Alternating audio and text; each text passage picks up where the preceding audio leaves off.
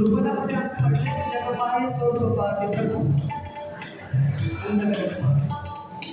जग आमच्याकडे पाहत आमच्याकडे किती संपत्ती आहे, आम्ही कसे दिसतो, काळे की गोरे, वेगवेगळ्या पद्धतीने आमच्या अंगावरती किती सोड आहे, वेगवेगळ्या गोष्टी असतील. जग आम्हाला ठरवतं की हा व्यक्ती चांगला आहे की. पण ज्यावेळेस प्रभू या व्यक्तीकडे पाहतो, तो कधीच त्याचं पाणी सोडत नाही. तो दिसायला कसा, तो किती श्रीमंत आहे.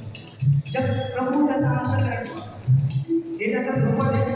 पुढं असं म्हणलंय की जग वैराशी भांडते, प्रभू क्षमा करा सांगतो. जग वैराशी भांडत बसलं तर प्रभूने आम्हाला सांगितलं की लोकांना क्षमा करा. कालच आम्ही पहिला उद्या ऐकलं असेल, देवा पहिला क्षमा करा. प्रभू म्हणतो की यांना क्षमा करा.